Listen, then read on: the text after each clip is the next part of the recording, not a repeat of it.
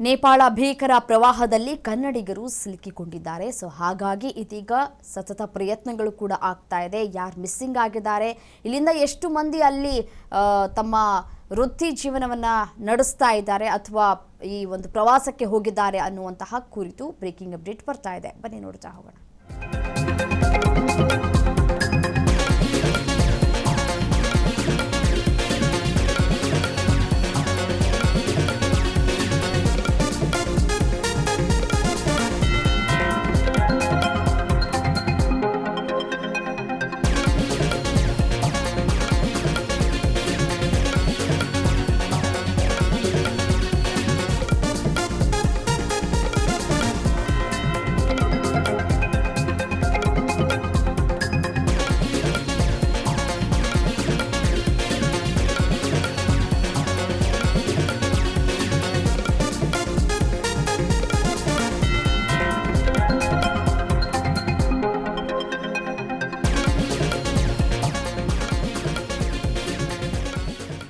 ನೇಪಾಳ ಭೀಕರ ಪ್ರವಾಹದಲ್ಲಿ ಕನ್ನಡಿಗರು ಸಿಲುಕಿಕೊಂಡಿದ್ದಾರೆ ಅನ್ನುವಂತಹ ಮಾಹಿತಿ ಸಿಗ್ತಾ ಇದೆ. ಪ್ರವಾಹದಲ್ಲಿ ಸಿಲುಕಿದಂತಹ ಇಬ್ಬರು ಕನ್ನಡಿಗರ ರಕ್ಷಣೆಯಾಗಿದೆ.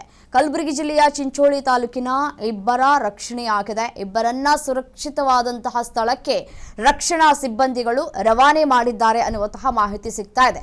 ಮಲ್ಲಿನಾಥ್ ಕೊಲಕುಂದಿ, ಸಂಗಮೇಶ್ ಅನ್ನುವಂತಹ ಇಬ್ಬರು ಕನ್ನಡಿಗರನ್ನ ಸೇಫ್ ಕೂಡ ಮಾಡಲಾಗಿದೆ.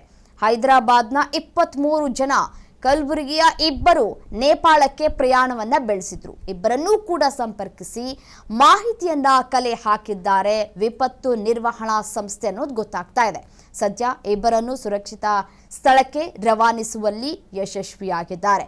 ನೇಪಾಳದಿಂದ ದೆಹಲಿಗೆ ಕರೆತರುವುದಕ್ಕೆ ರಾಜ್ಯ ಸರ್ಕಾರ ಇದೀಗ ವ್ಯವಸ್ಥೆಯನ್ನ ಕೂಡ ಮಾಡ್ತಾ ಇದೆ. ನೋಡಿ, ಪ್ರಕೃತಿ ಮುನಿದರೆ ಹೇಗೆ ಅದು ರೌದ್ರ ನರ್ತನವನ್ನ ಮಾಡುತ್ತೆ ಅಥವಾ ರೌದ್ರಾವತಾರವನ್ನ ತಾಳುತ್ತೆ ಅನ್ನೋದಕ್ಕೆ ನೇಪಾಳ ಇವತ್ತು ಸಾಕ್ಷಿಯಾಗಿದೆ. ಇದಕ್ಕಿದ್ದ ಹಾಗೆ ಪ್ರವಾಹ ಯಾವ ರೀತಿಯಾಗಿ ಬಂದಿದೆ ಅನ್ನೋದನ್ನು ಗಮನಿಸ್ತಾ ಇದ್ದೀರಿ. ಸುಳಿವೇ ಕೊಡದ ರೀತಿಯಾಗಿ ಪ್ರವಾಹ ಆಗಿದೆ. ಹಾಗಾಗಿ ಅಕ್ಕಪಕ್ಕದಲ್ಲಿ ಇದ್ದಂತಹ ಹಳ್ಳಿಗಳೆಲ್ಲವೂ ಕೂಡ ಈ ಒಂದು ನೀರಿನಲ್ಲಿ ಕೊಚ್ಕೊಂಡು ಹೋಗ್ಬಿಟ್ಟಿದ್ದಾವೆ. ಮನೆಯಲ್ಲಿದ್ದಂತಹ ವಸ್ತುಗಳು, ಮನುಷ್ಯರು ಮತ್ತು ಇದ್ದಂತಹ ಕಾರು, ಬೈಕು ಎಲ್ಲವೂ ಕೂಡ ನೀರಿನಲ್ಲಿ ಕೊಚ್ಕೊಂಡು ಹೋಗ್ಬಿಟ್ಟಿದೆ. ಅಂತಹ ಪ್ರವಾಹ ಪರಿಸ್ಥಿತಿ ಉಂಟಾಗಿದೆ. ಹಾಗಾಗಿ ಇಲ್ಲಿ ನಮ್ಮ ಕರ್ನಾಟಕದವರು ಯಾರು ನೇಪಾಳಕ್ಕೆ ಪ್ರಯಾಣವನ್ನು ಬೆಳೆಸಿದ್ರು, ಪ್ರಕೃತಿ ಸೌಂದರ್ಯವನ್ನು ಸವಿಬೇಕು ಅಂತ ಹೇಳಿ ಪ್ರವಾಹಕ್ಕೆ ಹೋಗಿದ್ರು, ಅಂಥವರು ಸಿಲುಕಿಕೊಂಡಿದ್ದಾರೆ ಅನ್ನುವಂತಹ ಮಾಹಿತಿಗಳು ಲಭ್ಯವಾಗ್ತಾ ಇದೆ. ಈಗಾಗಲೇ ಇಬ್ಬರನ್ನ ರಕ್ಷಿಸುವಲ್ಲಿ ಯಶಸ್ವಿಯಾಗಿದ್ದಾರೆ. ರಕ್ಷಣಾ ಕಾರ್ಯಾಚರಣೆ ಯಶಸ್ವಿಯಾಗಿದೆ ಅನ್ನುವಂತಹ ಮಾಹಿತಿ ಸಿಗ್ತಾ ಇದೆ. ಹಾಗೆ ನೋಡಿ, ಸಂಕಷ್ಟದಲ್ಲಿ ಇರುವಂತಹ ಭಾರತೀಯರಿಗೆ ತುರ್ತು ಸಹಾಯವಾಣಿಯನ್ನ ಕೂಡ ತೆರೆಯಲಾಗಿದೆ. ನೆರವು ಅಥವಾ ಮಾಹಿತಿಗಾಗಿ ಕೂಡಲೇ ಸಂಪರ್ಕಿಸುವುದಕ್ಕೆ ಸಚಿವ ಪ್ರಿಯಾಂಕ್ ಖರ್ಗೆ ಮನವಿಯನ್ನ ಕೂಡ ಮಾಡಿಕೊಂಡಿದ್ದಾರೆ.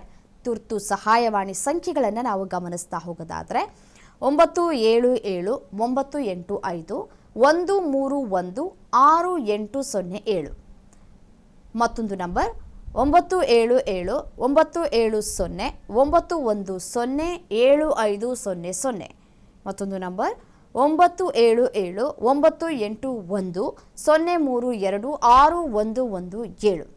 ಎಲ್ಲ ತುರ್ತು ಸಹಾಯವಾಣಿ ಸಂಖ್ಯೆಗಳು ವಾಟ್ಸಪ್ ಮೂಲಕವೇ ವರ್ಕ್ ಆಗತ್ತೆ. ಹಾಗಾಗಿ ಸಂಪರ್ಕಿಸೋದಕ್ಕೆ ಲಭ್ಯ ಇದೆ ಅಂತ ಹೇಳಿ ಗೃಹ ಇಲಾಖೆ ಸ್ಪಷ್ಟತೆಯನ್ನ ಕೂಡ ಕೊಟ್ಟಿದೆ.